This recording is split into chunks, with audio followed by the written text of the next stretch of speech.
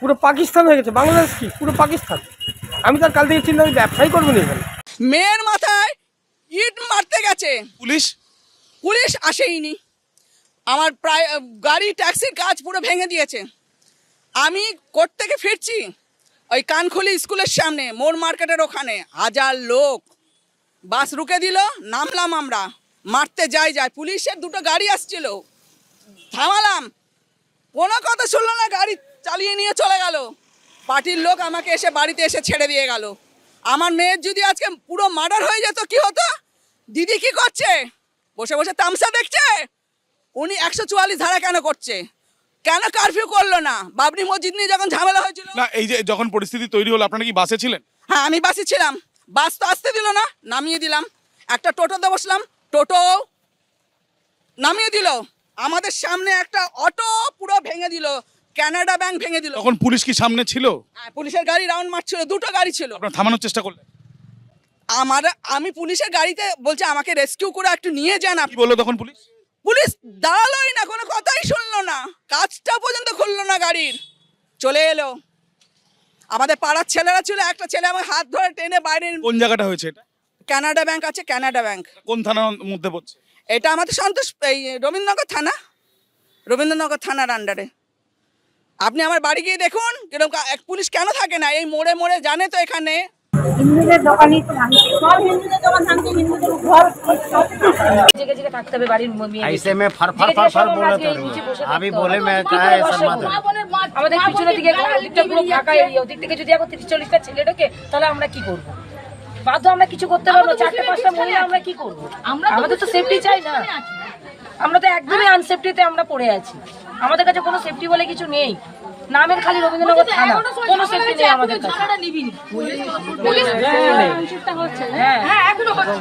No guide, কোনো guide বলে কিছু নেই আমাদের কাছে। নাগা ভিতর না ঢুকে এটা পতা চলা যায়। পুলিশের সামনে পাথরামি করা হচ্ছে।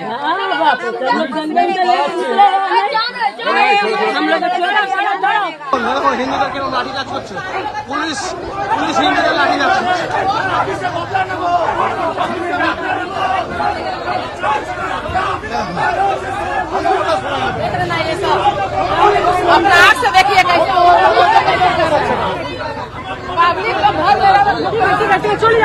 দাদা দেখুন হিন্দুদের কিরকম ভাবে অত্যাচার করছে, পুলিশ হিন্দুদেরকে লাঠি চার্জ করছে। নমস্কার বন্ধুরা, আমার নাম ধ্রুবজ্যোতি সরকার। শান্তি বাহিনীর তাণ্ডবে অগ্নিগর্ভ মহেশতলা, দফায় দফায় উত্তেজনা, থানার সামনে বাইকে আগুন, আক্রান্ত পুলিশ, রণক্ষেত্র পরিস্থিতি। পাথর ছুঁড়ে ভাঙা হয়েছে পুলিশের গাড়ির কাজ, মহিলা কনস্টেবলের মাথায় ইটের আঘাত। পরিস্থিতি নিয়ন্ত্রণে আনতে টিয়ার গ্যাসের সেল ফাটিয়েছে পুলিশ। ইটের আঘাতে রক্তাক্ত পুলিশ কর্মী। ভাঙচুর হয়েছে, হিন্দুদেরই হয়েছে। তাহলে ওরা একসাথে জোট বেঁধে গেছে। হ্যাঁ হ্যাঁ, রবীন্দ্রনগর থানা কোনো ফোর্স নেই এখানে, মেটিয়াবর্গের কোনো থানার স্টেপ নেই। এখন কি বলছে না, এইগুলো টেবিলগুলো রাস্তায় পড়েছিল, হ্যাঁ, বড়বাবু নিজে তুলে দিয়ে গেল। আমাদের মিডিয়া বারণ করে গেছে তুলতে। হ্যাঁ, বলে মিডিয়ার কথা শুনে চল, তার মানে কালকে আমাকে অ্যারেস্ট করবে, তাই তো? কথাবার্তা এই বলছে। হ্যাঁ, বলে মিডিয়ার কথা নিয়ে চল।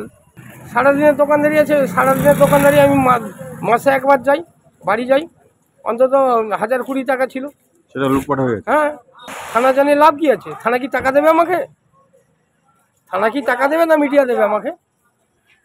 তখন যখন ভাঙচুর হয়েছে আপনি কোন জায়গায় ছিলেন? আমি দৌড়ে পালিয়ে গেছিলাম শাটার খুলে দিয়ে।